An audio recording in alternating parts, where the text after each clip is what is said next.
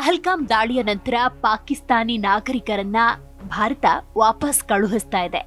ರಾಜಸ್ಥಾನದ ಜೈಸಲ್ಮೇರ್ನಲ್ಲಿ ಇಂತಹ ಹಲವು ಕುಟುಂಬಗಳಿವೆ. ಆದರೆ ಈ ಕುಟುಂಬಗಳು ಪಾಕಿಸ್ತಾನಕ್ಕೆ ಹಿಂತಿರುಗೋದಕ್ಕೆ ಬಯಸ್ತಾ ಇಲ್ಲ. ತಮ್ಮನ್ನ ವಾಪಸ್ ಪಾಕಿಸ್ತಾನಕ್ಕೆ ಕಳುಹಿಸಬಾರದು ಮತ್ತು ಇಲ್ಲಿಯೇ ಇರಲು ಅವಕಾಶ ನೀಡಬೇಕು ಅಂತ ಭಾರತ ಸರ್ಕಾರಕ್ಕೆ ಮನವಿ ಮಾಡ್ತಿವೆ. ಸರ್ಕಾರದ ಆದೇಶಗಳ ಹೊರತಾಗಿಯೂ ಹಿಂದೂ ಕುಟುಂಬಗಳು ಪಾಕಿಸ್ತಾನಕ್ಕೆ ಹೋಗೋದಕ್ಕೆ ಬಯಸ್ತಾ ಇಲ್ಲ. ಕೆಲವು ಮಹಿಳೆಯರು ತಮ್ಮ ಘನತೆಗೆ ಧಕ್ಕೆಯಾಗೋ ಕಥೆಗಳನ್ನ ಹೇಳ್ತಾ ಇದ್ರೆ, ವಿದ್ಯಾರ್ಥಿಗಳು ತಾರತಮ್ಯದ ಬಗ್ಗೆ ಹೇಳ್ತಾ ಇದ್ದಾರೆ. ಹೌದು, ಪಾಕಿಸ್ತಾನಿ ಹಿಂದೂಗಳು ನಾವು ಸಾಯುತ್ತೇವೆಯೇ ಹೊರತು ಪಾಕಿಸ್ತಾನಕ್ಕೆ ಹೋಗುವುದಿಲ್ಲ ಅಂತ ಹೇಳ್ತಿದ್ದಾರೆ. ಪಹಲ್ಗಾಮ್ ದಾಳಿಯಲ್ಲಿ ನಡೆದಂತೆಯೇ ಪಾಕಿಸ್ತಾನದಲ್ಲಿರುವ ಹಿಂದೂಗಳಿಗೂ ಆಗ್ತಾ ಇದೆ ಅಂತ ಅವರ ಅಭಿಪ್ರಾಯ. ಪಾಕಿಸ್ತಾನದಿಂದ ಬಂದ ಹಿಂದೂ ನಿರಾಶ್ರಿತರು ತಮ್ಮ ನೋವನ್ನ ವ್ಯಕ್ತಪಡಿಸುತ್ತಾ ಪಹಲ್ಗಾಮ್ನಲ್ಲಿ ಭಯೋತ್ಪಾದಕರು ಜನರ ಧರ್ಮವನ್ನ ಕೇಳಿ ಗುಂಡು ಹಾರಿಸಿ ಕಲ್ಮಾ ಓದುವಂತೆ ಮಾಡಿದಂತೆಯೇ ಪಾಕಿಸ್ತಾನದಲ್ಲಿರುವ ಹಿಂದೂಗಳ ವಿಷಯದಲ್ಲೂ ಅದೇ ಆಗ್ತಿದೆ ಅಂತಿದ್ದಾರೆ. ಪಾಕಿಸ್ತಾನದ ಹಿಂದೂ ಮಹಿಳೆಯೊಬ್ಬರು ಅಲ್ಲಿ ಮಹಿಳೆಯರು ಮತ್ತು ಹೆಣ್ಣು ಮಕ್ಕಳ ಘನತೆ ಸುರಕ್ಷಿತವಾಗಿಲ್ಲ, ಅದಕ್ಕಾಗಿ ತಾವು ಪಾಕಿಸ್ತಾನವನ್ನ ತೊರೆದು ಇಲ್ಲಿಗೆ ಬಂದಿರುವುದಾಗಿ ಹೇಳ್ತಿದ್ದಾರೆ. ಪಾಕಿಸ್ತಾನದಲ್ಲಿರುವ ಹಿಂದೂಗಳಿಗೆ ಬಲವಂತವಾಗಿ ಕಲ್ಮಾ ಕಲಿಸಲಾಗ್ತಾ ಇದೆ ಅಂತ ಪಾಕಿಸ್ತಾನಿ ಹಿಂದೂ ಹೇಳ್ತಿದ್ದಾರೆ. ಒಬ್ಬ ವ್ಯಕ್ತಿ ತನ್ನ ಧರ್ಮವನ್ನ ಮತಾಂತರಿಸದಿದ್ರೆ ಅವನಿಗೆ ಚಿತ್ರಹಿಂಸೆ ನೀಡಲಾಗುತ್ತೆ.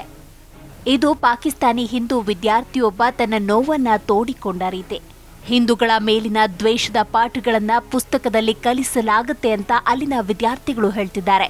ಭಾರತದಲ್ಲಿ ಅಂಥ ಯಾವುದೇ ಕಿರುಕುಳ ದ್ವೇಷ ಇಲ್ಲ ಅಂತ ಆ ವಿದ್ಯಾರ್ಥಿಗಳು ನೋವು ತೋಡಿಕೊಳ್ತಿದ್ದಾರೆ. ವಾಸ್ತವವಾಗಿ ಜೈಸಲ್ಮೇರ್ನಲ್ಲಿರುವ ಪಾಕಿಸ್ತಾನಿ ನಿರಾಶ್ರಿತರ ವಸಾಹತುವಿನಲ್ಲಿ ಪಾಕಿಸ್ತಾನದಿಂದ ಬಂದಿರುವ ಹಿಂದೂಗಳು ಹೆಚ್ಚಿನ ಸಂಖ್ಯೆಯಲ್ಲಿದ್ದಾರೆ. ಅವರೆಲ್ಲರೂ ನಾವು ಸಾಯ್ತೇವೆ, ಆದರೆ ಪಾಕಿಸ್ತಾನಕ್ಕೆ ಹಿಂತಿರುಗುವುದಿಲ್ಲ ಅಂತ ಹೇಳ್ತಿದ್ದಾರೆ. ಮತ್ತೊಂದು ಕಡೆ ಭದ್ರತಾ ಸಂಸ್ಥೆಗಳು ಅವರಿಂದ ದಾಖಲೆಗಳನ್ನು ಕೇಳ್ತಿವೆ. ಅವರನ್ನ ಪಾಕಿಸ್ತಾನಕ್ಕೆ ವಾಪಸ್ ಕಳುಹಿಸಬಹುದೆಂಬ ಭಯ ಅವರನ್ನ ಕಾಡ್ತಾ ಇದೆ. ಸಿಂಧು ನದಿ ನೀರಿನ ಒಪ್ಪಂದವನ್ನ ಭಾರತ ಅಮಾನತುಗೊಳಿಸಿದ ನಂತರ ಪಾಕಿಸ್ತಾನಕ್ಕೆ ಉಂಟಾಗುವ ಪರಿಣಾಮವೇನು ಅನ್ನೋದರ ಕುರಿತಂತೆ ಭಾರತ ಸಿಂಧು ನದಿಯ ನೀರನ್ನ ಸಂಪೂರ್ಣವಾಗಿ ನಿಲ್ಲಿಸಿದ್ರೆ ಅಥವಾ ಕಡಿಮೆ ಮಾಡಿದ್ರೆ ಸಿಂಧಿನ ಜನರು ಹೆಚ್ಚು ತೊಂದರೆಗೊಳಗಾಗ್ತಾರೆ. ಯಾಕಂದ್ರೆ ಅದಕ್ಕೂ ಮೊದಲು ನೀರು ಪಂಜಾಬ್ಗೆ ಹೋಗುತ್ತೆ.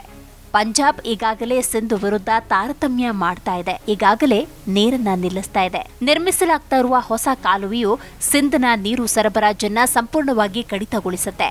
ಪಂಜಾಬ್ ಈಗಾಗಲೇ ನೀರು ಸರಬರಾಜನ್ನ ನಿಲ್ಲಿಸಿದೆ, ಅದರಿಂದಾಗಿ ಜಗಳಗಳು ನಡೀತಾ ಇದ್ದಾವೆ. ಜೊತೆಗೆ ಕೃಷಿ ಚಟುವಟಿಕೆಗಳು ಇರುವುದಿಲ್ಲ.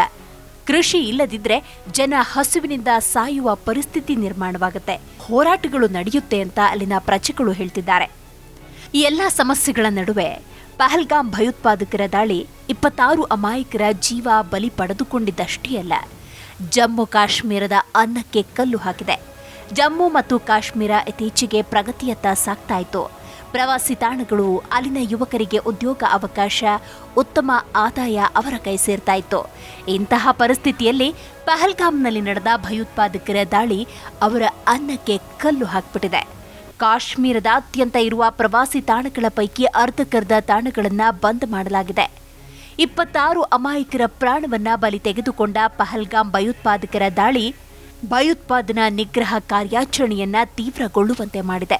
ಈ ಹಿನ್ನೆಲೆಯಲ್ಲಿ ಜಮ್ಮು ಮತ್ತು ಕಾಶ್ಮೀರ ಸರ್ಕಾರ ಕಾಶ್ಮೀರದಾದ್ಯಂತ 87 ಪ್ರವಾಸಿ ತಾಣಗಳಲ್ಲಿ 48 ತಾಣಗಳನ್ನು ತಾತ್ಕಾಲಿಕವಾಗಿ ಮುಚ್ಚಿದೆ. ಪ್ರವಾಸಿಗರಿಗೆ ಮುಕ್ತವಾಗಿರುವ 87 ತಾಣಗಳಲ್ಲಿ ಈಗ ಮುಚ್ಚಲಾಗಿರುವ ತಾಣಗಳು ನಡೀತಾ ಇರುವ ಭಯೋತ್ಪಾದನಾ ವಿರೋಧಿ ಕಾರ್ಯಾಚರಣೆಗಳಲ್ಲಿ ನೇರವಾಗಿ ಭಾಗಿಯಾಗಿವೆ ಅಥವಾ ದುರ್ಬಲ ಪ್ರದೇಶಗಳಲ್ಲಿವೆ ಅಂತ ಅಧಿಕಾರಿಗಳು ತಿಳಿಸಿದ್ದಾರೆ. ಹೀಗಾಗಿ ಒಟ್ಟು 48 ತಾಣಗಳನ್ನು ತಾತ್ಕಾಲಿಕವಾಗಿ ಮುಚ್ಚಲಾಗಿದೆ. ಹಾಗಾದ್ರೆ ಯಾವುದೆಲ್ಲ ತಾಣಗಳನ್ನು ಮುಚ್ಚಿದ್ದಾರೆ ಅಂತ ನೋಡೋದಾದ್ರೆ ಯೂಸ್ಮಾರ್ಗ್, ತೌಸಿ ಮೈದನ್, ದೂದ್ಪತ್ರಿ, ಅಹರ್ಬಲ್, ಕೌಸನಾರ್ಗ್, ಬಂಗೂಸ್, ಕರಿವಾನ್ ಡೈವರ್, ಚಂಡೀಗಮ್, ಬಂಗೂಸ್ ವ್ಯಾಲಿ, ಓಲರ್, ವಾಟ್ಲ್ಯಾಬ್, ರಾಂಪೋರ ಮತ್ತು ರಾಜ್ಪೋರ ಮತ್ತು ಚಿರಹಾರ್ ಇತರೆ ಪ್ರದೇಶಗಳು ಸೇರಿಕೊಂಡಿವೆ. ಅಲ್ಲದೆ ತೆರೆದಿರುವ ಇತರ ಪ್ರವಾಸಿ ತಾಣಗಳನ್ನು ಹೆಚ್ಚಿನ ಭದ್ರತೆಯಲ್ಲಿ ಇರಿಸಲಾಗಿದೆ. ನೋಡಿದ್ರಲ್ಲ, ಭಯೋತ್ಪಾದಕರ ಆ ದಾಳಿ ಭಾರತದಲ್ಲಿರುವಂತಹ ಪಾಕ್ ಪ್ರಜೆಗಳಿಗೆ ಯಾವ ರೀತಿಯ ಸಮಸ್ಯೆಯನ್ನ ಉಂಟು ಮಾಡುವುದಲ್ಲದೆ ಇತ್ತೀಚೆಗಷ್ಟೇ ಪ್ರವಾಸೋದ್ಯಮದಲ್ಲಿ ಚೇತರಿಕೆಯನ್ನ ಕಾಣ್ತಾ ಇದ್ದಂತಹ ಜಮ್ಮು ಮತ್ತು ಕಾಶ್ಮೀರಕ್ಕೆ ತುಂಬಲಾರದ ನಷ್ಟವನ್ನ ಉಂಟು ಮಾಡ್ತಾ ಇದೆ.